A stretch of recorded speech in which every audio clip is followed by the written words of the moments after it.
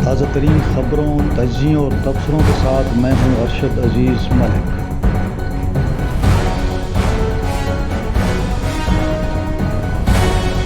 السلام علیکم ناظرین، امید ہے خیریت سے ہوں گے۔ آج نئے ویلاگ کے ساتھ حاضر ہوں۔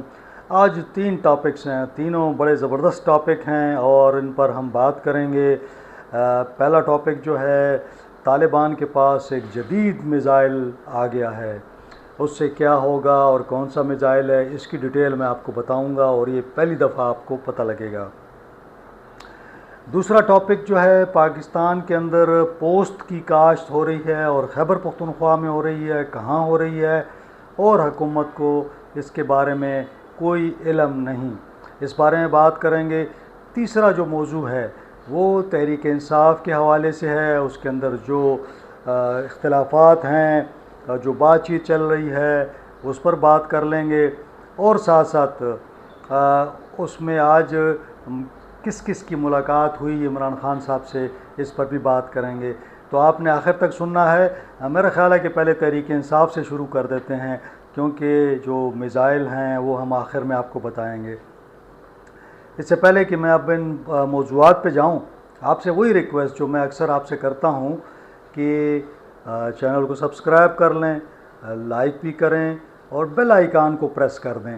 بیل آئیکن کو جب آپ پریس کرتے ہیں نا تو نیچے آل کا جو نوٹیفیکیشن ہوتا ہے اس کو آل کر دیں گے، تو جتنے بھی ویلاگ بنیں گے نا وہ آپ کو مل جائیں گے، تو آپ دیکھ سکیں گے۔ کچھ دوستوں کا گلہ تھا کہ میں نے 1-2 دن ویلاگ نہیں کیا، تو یقیناً وہ آج دور ہو جائے گا۔ تمام ٹاپکس پہ آج ہم ڈیٹیل میں بات کرتے ہیں۔ ایک تو تحریک انصاف کے اندر جو گھمسان کی جنگ جاری ہے، ایک دوسرے پر اختلافات اور ایک دوسرے پر الزامات جو ہیں وہ شدید ہوتے جا رہے ہیں۔ کچھ پارٹی کے جو بیرسٹر گوہر ہیں، اسی طرح جو ان کے سیکرٹری جنرل ہیں سلمان اکرم راجہ اور علیمہ خان صاحبہ، انہوں نے کوشش کی ہے کہ کسی طریقے سے یہ جو گروپس ہیں خیبر پختونخوا میں، اور پہلے تو 2-3 گروپ تھے لیکن اب تو ہر 2-3 لوگ جو ہیں نا ان کا ایک گروپ بن چکا ہے۔ انہوں نے کوشش کی ہے اور رابطے کیے ہیں تمام گروپوں سے، اور انہوں نے کہا ہے کہ فی الحال سیز فائر کریں اور کوئی بیانات جاری نہ کریں۔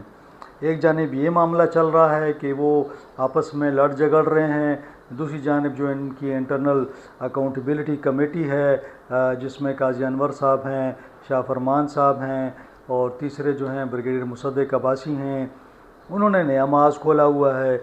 تو میری مختلف لوگوں سے بات بھی ہوئی، تو تیمور سلیم جگڑا کے حوالے سے معاملات بڑے خراب ہوئے اور تیمور جو ہیں وہ اس پر بڑے سنجیدہ نظر آئے اور بڑے ناراض نظر آئے۔ انہوں نے کہا کہ وہ عمران خان صاحب سے اس کی شکایت کریں گے، چونکہ وہ پاکستان سے باہر تھے۔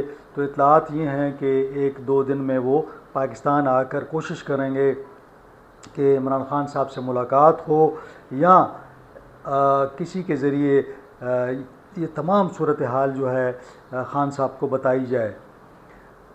تیمور کا یہ کہنا ہے کہ یہ تمام جو معاملات چل رہے ہیں ان کے خلاف، جو میڈیا کمپین ہو رہی ہے، جو الزامات لگ رہے ہیں، ان کے پیچھے صرف اور صرف وزیر اعلیٰ علی امین گنڈاپور ہیں۔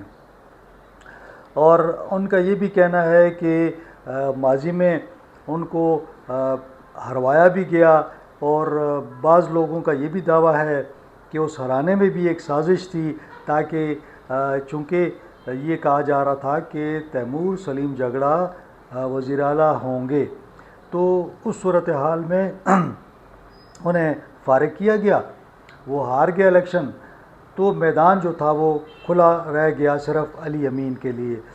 بہرحال یہ الگ معاملہ چل رہا ہے۔ اب آتے ہیں جناب علیمہ خان صاحبہ کی طرف۔ تو انہوں نے آج یہ اعلان کیا ہے کہ 3 ہفتے ہو گئے ہیں ہم مسلسل جو ہے اڈیالہ جیل آتے ہیں، ہمیں ملاقات کی اجازت نہیں ہوتی، جبکہ ایسے لوگ جن کو اسٹیبلشمنٹ کی حمایت حاصل ہوتی ہے ان کو عمران خان صاحب سے ملا دیا جاتا ہے۔ اب آج وہ آئیں، انہوں نے کہا کہ جب تک ملاقات نہیں ہوگی وہ واپس نہیں جائیں گی۔ تو وہاں پہ کافی سارے ورکر بھی جمع ہو چکے ہیں۔ اب یہاں پہ لوگ یہ سوال پوچھ رہے ہیں کہ جو تحریک انصاف کے جو قائدین ہیں، خصوصاً میں کہوں گا کہ جنید اکبر اور اس طرح کے مزید جو لوگ ہیں، انہوں نے کہا تھا کہ جی ہم عید کے بعد تحریک چلائیں گے، تو نہ وہ تحریک نظر آ رہی ہے، نہ کوئی احتجاج نظر آ رہا ہے۔ ایون یہ کہ کوئی ایک کنونشن کیا گیا ہے، اس کنونشن کو مراد سعید نے سارا کیا، اور مراد سعید نے اس میں اعلان کیا کہ ہم لوگ جو ہے وہ احتجاج پہ جائیں گے اور ہم یہ کریں گے۔ اور اب دلچسپ بات یہ ہے کہ پارٹی نے ان کے اعلان سے لا تعلقی کا اظہار کر دیا ہے۔ تو یہ تو حالات ہیں، یعنی ہر بندہ اٹھتا ہے وہ اپنا ایک اعلان کر جاتا ہے۔ تو بھئی اگر آپ اعلان کر رہے ہیں تو پارٹی میں مشورہ تو کر لینا کہ آپ نے کیا کرنا ہے۔ اور انہوں نے جناب وہاں پہ ایک احتجاج نشتر حال میں خطاب کیا۔ اس کنونشن میں نہ علی امین موجود تھے، نہ جنید موجود تھے، کوئی بھی مرکزی لیڈر نہیں تھا۔ صوبائی جو وزراء ہیں چند اور کچھ صوبائی عہدیداران، اس میں سے کچھ لوگ تھے۔ تو اب پارٹی سمجھ نہیں آ رہی کہ پارٹی یہ احتجاج کرنے جا رہی ہے یا یہ آپس میں ہی لڑتے رہیں گے، کوئی ان کی سمت نظر نہیں آ رہی۔ بہرحال دیکھتے ہیں آج کیا اس پہ ڈیولپمنٹ ہوتی ہے۔ حلیمہ خان صاحبہ جو ہیں ان کی ملاقات ہوتی ہے یا وہ اسی طرح گھر چلی جاتی ہیں، تو اس کا ہمیں انتظار ہوگا۔ اور دیکھتے ہیں دوسری طرف تیمور والا جو معاملہ تھا، اس میں یہ تھا کہ میری بات ہوئی تھی بریگیڈیئر مصدق عباسی صاحب سے۔ انہوں نے کہا کہ جی ہمیں جب یہ معاملات پتہ لگے تو ہم نے تیمور سے رابطہ کیا کہ بھئی آپ کے خلاف الزامات ہیں، آپ آ جائیں۔ تو انہوں نے کہا میں تو امریکہ میں ہوں۔ تو پھر کہتے ہیں کہ ہم نے ان کو ریٹن بھجوا دیا۔ جو ریٹن بھجوا دیا تو اس کا انہوں نے جواب دینے کی بجائے ہم پر الزامات لگا دیے۔ تو ہم نے کہا کہ ٹھیک ہے، ہم فی الحال اس کو روک لیتے ہیں اور ہم خان صاحب کو بتا دیں گے کہ تیمور ہم پر عدم اعتماد کر رہا ہے، تو ہم کیا کریں۔ اب اس کے کہتے ہیں 2 دن بعد جو ہے تیمور نے یہ تمام جو کوشچنئر تھا اور اپنے جوابات تھے یہ سوشل میڈیا پہ ڈال دیے اور ہمیں بدنام کیا۔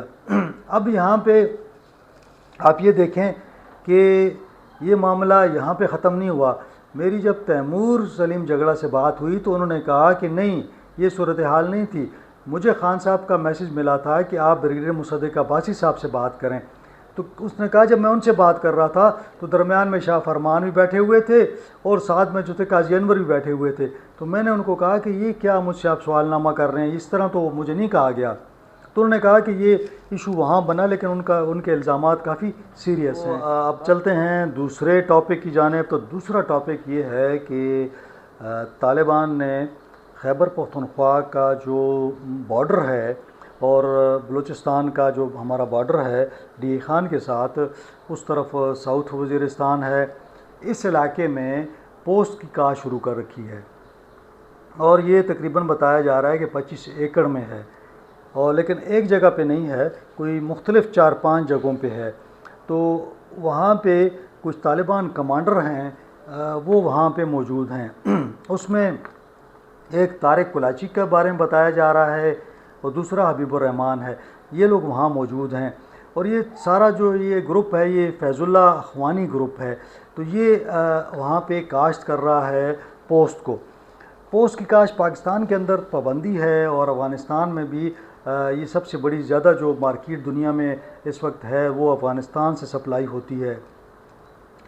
اب میں نے وہاں پہ پھر معلومات کی تو مجھے یہ پتہ لگا کہ یہ جو طالبان کمانڈرز ہیں یہ آن لائن فروخت کر رہے ہیں، یہ جو پوسٹ ہے یعنی افیون ہے یا یہ جو چیزیں ہیں، اس سے ہیروئن وغیرہ یہ چیزیں، تو منشیات کی جو سمگلنگ ہے یہ وہ ایڈوانس بکنگ کرتے ہیں آن لائن، پیسے بھی آن لائن لیتے ہیں اور پھر ان کو یہاں سے جو بھی طریقے ان کے ہیں وہ بھجوا دیتے ہیں۔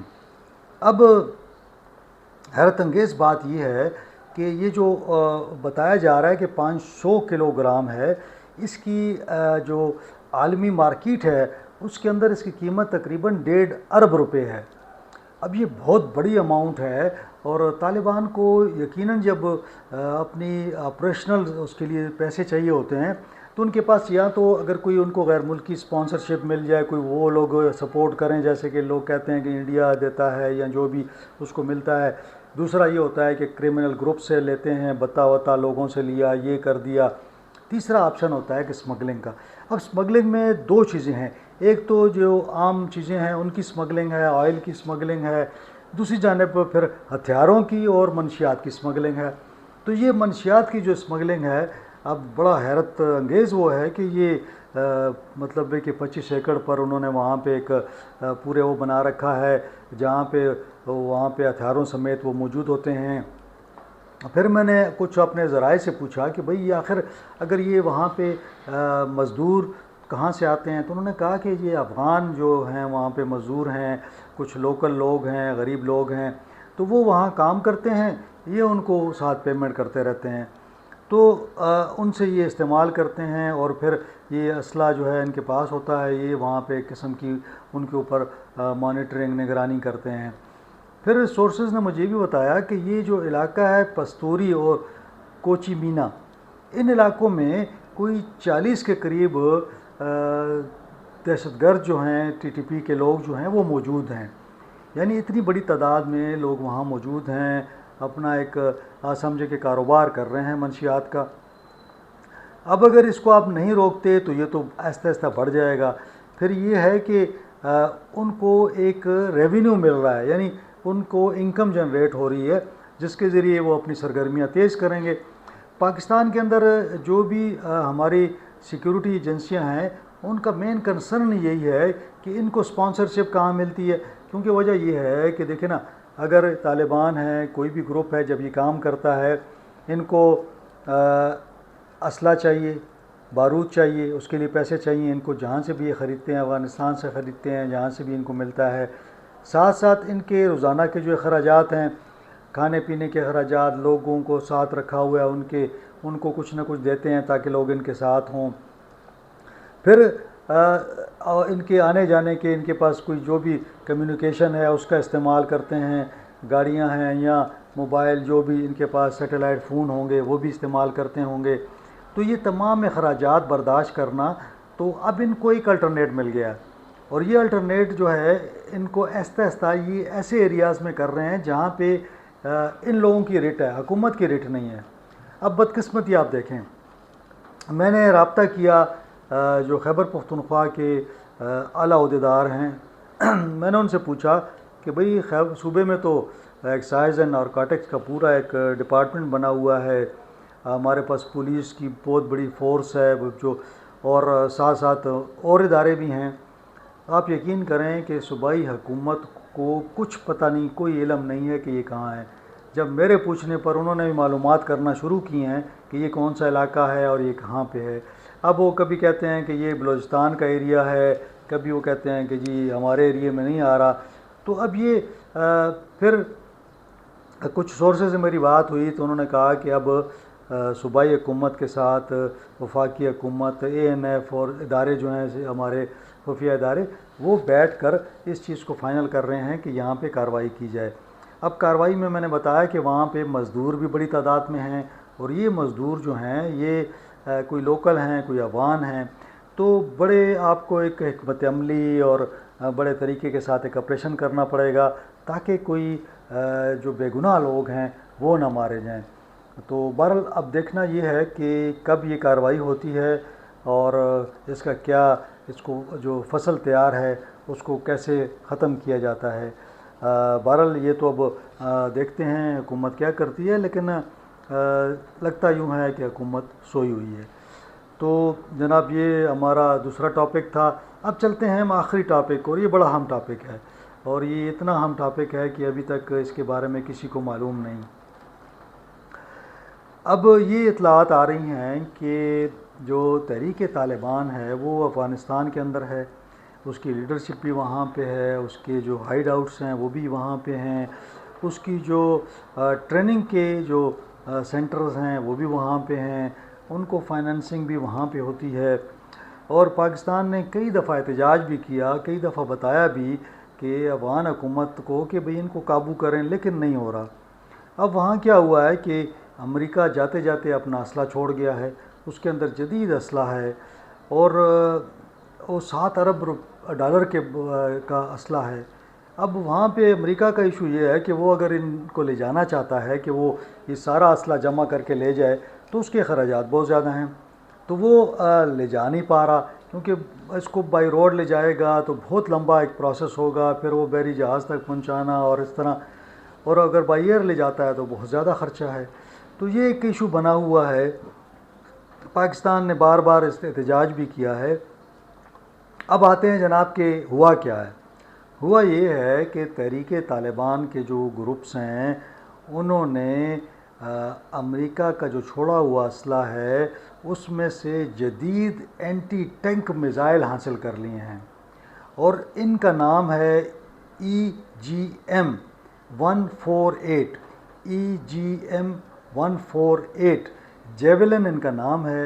اور یہ جیولن میزائل بڑے زبردست ٹیکنالوجی ہے اس کی جی۔ بتایا جاتا ہے کہ فائر اینڈ ٹارگیٹڈ، مطلب یہ کہ جب آپ فائر کرتے ہیں تو یہ اپنے ٹارگیٹ کو ہر صورت میں نشانہ بناتا ہے۔ اس کے اندر اگر آپ نے اس کی سیٹنگ کر دی تو یہ اپنے ٹارگیٹ کو جاتا ہے اور اس کو تباہ کر دیتا ہے۔ اب اس کے اندر جو انفریڈ گائیڈنس سسٹم ہے وہ کیا کرتا ہے کہ اس کو اپنی جگہ پہ لے جاتا ہے، وہ آپ جا کے وہاں پہ ہٹ کر سکتے ہیں۔ اچھا، اب یہ میزائل ہٹ کس طرح کرتا ہے؟ اس کو آپ نے فائر کرنا ہے تو یہ فائر ہوا، کوئی ٹینک آیا تو ٹینک کو یہ تباہ کر دے گا۔ آپ اندازہ لگائیں کہ ٹینک کو تباہ کر سکتا ہے یہ۔ بختر بند گاڑی جس کو ہم کہتے ہیں بلٹ پروف گاڑی، اس کو تباہ کر سکتا ہے۔ پھر اگر کوئی بلڈنگ ہے جو بڑی مضبوط بلڈنگ ہے جس کو آپ نے بلٹ پروف بنایا ہوا ہے، آپ نے سمجھتے ہیں کہ یار، اور بلٹ پروف تو ہے ہی نہیں ہے، لیکن عام جو قلعے ہیں ہمارے، جو چوکیاں ہیں ہماری اس سرحد کے ارد گرد، اگر آپ نے اس جیولن سے اس کو نشانہ بنایا تو یہ اس کو تباہ کر دیتا ہے۔ اندازہ لگائیں کتنا خطرناک ہے۔ اور ایسا بھی نہیں ہے کہ قریب کھڑے ہو کے آپ فائر کریں گے۔ اس میں ایک اور جو کمال ہے نا، وہ زبردست قسم کا یہ وہ ہے کہ جب آپ اس کو فائر کرتے ہیں نا تو وہ اس کے اندر جو سسٹم ہے اس کے تحت ہی چلتا ہے۔ آپ وہاں سے فائر کر کے روانہ ہو جائیں تو آپ دور چلے جائیں گے اور یہ جا کے اس کو ہٹ کرے گا۔ تو اگر وہاں سے کوئی بیک فائر ہوتا ہے، یعنی اکثر یہ ہوتا ہے نا کہ گولہ، توپ کا گولہ آتا ہے تو یا میزائل آتا ہے تو یہاں سے میزائل دوبارہ فائر کیا جاتا ہے کہ جی اسی مقام پہ۔ اب اس میں کیا ہوگا کہ جو بندہ فائر کرے گا اس نے کندھے پہ رکھا ہوگا، فائر کرے گا، وہاں سے وہ چلا جائے گا کافی دور۔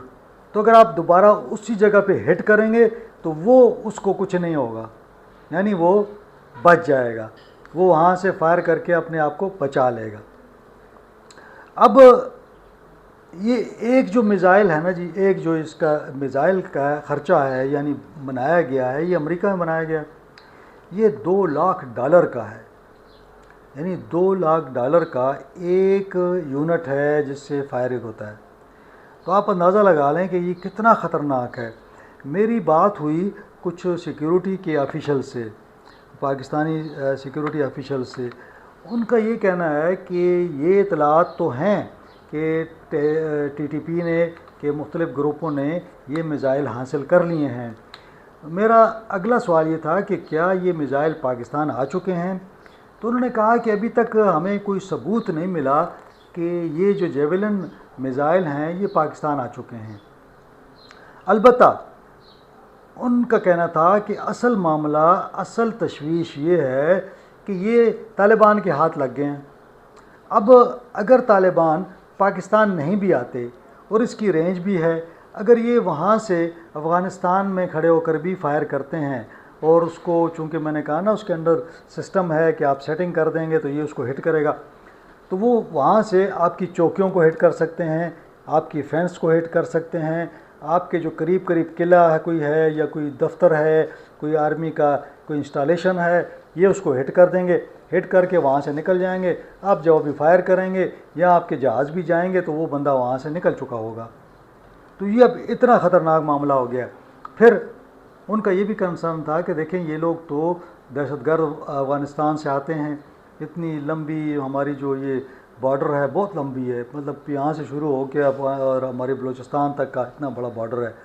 کسی جگہ سے اگر انہوں نے اپنے یہ میزائل پاکستان منتقل کر دیے اور پاکستان کے اندر انہوں نے یہ کام شروع کر دیا، کسی شہر میں، کسی قصبے میں کھڑے ہو کر انہوں نے ہٹ کرنا شروع کر دیا تو یہ پاکستان کے لیے بہت بڑا سیکیورٹی چیلنج بن جائے گا، بہت مشکل ہو جائے گا۔ اب پاکستان کے پاس آپشن کیا ہے؟ پاکستان اب کوشش یہ کر رہا ہے کہ امریکہ سے پاکستان نے بات کی ہے، پاکستان نے افغانستان سے بھی بات کی ہے کہ یہ جو اسلحہ بچا ہوا ہے یہ پاکستان کی سیکیورٹی کے لیے انتہائی خطرناک ہے، لہٰذا امریکہ اور افغان حکومت جو ہے اس اسلحے کو واپس لے اور تحریک طالبان سے یہ اسلحہ واپس لیا جائے، کیونکہ یہ پاکستان کی سیکیورٹی کے لیے بہت خطرناک ہے۔ اب اس حوالے سے اجلاس بھی ہوا ہے، اس اجلاس میں یہ ڈسکس بھی ہوا ہے، کیونکہ پاکستان کا اور امریکہ کا ایک رابطہ بڑا ہوا ہے، اس کے اندر یہ معاملات ڈسکس ہوئے ہیں اور پاکستان نے اپنی تشویش کا اظہار کیا ہے۔ اب انتظار ہے کہ کیا صورتحال بنتی ہے اور پاکستان اس کا کیا توڑ نکالتا ہے، کس طرح ان کو انگیج کرتا ہے اور یہ اسلحہ لیتا ہے۔ آپ کو یاد ہو ماضی میں افغان جہاد میں سٹنگر میزائلز ہوتے تھے، اور یہ سٹنگر میزائل جب تھے امریکہ یہاں سے چلا گیا تو یہ سٹنگر میزائل بھی ان لوگوں کے پاس ہی تھے، افغان جو جہادی تھے، اور پھر یہ لڑائی آپس میں شروع ہو گئی تو وہ سٹنگر میزائل استعمال ہو رہے تھے تو وہ بھی بڑے خطرناک تھے، یہ اب ان سے جدید ہیں۔ تو بہرحال اب یہ ایک سیکورٹی کنسرن ہے، ہم دیکھتے ہیں کہ کیا صورتحال آگے بنتی ہے۔ آج یہ 3 ٹاپک تھے، تینوں بڑے اہم تھے۔ اپنا خیال رکھیے گا، اپنے جو قریب لوگ ہیں ان کا بھی خیال رکھیں اور مجھے اجازت دیں۔ اللہ حافظ۔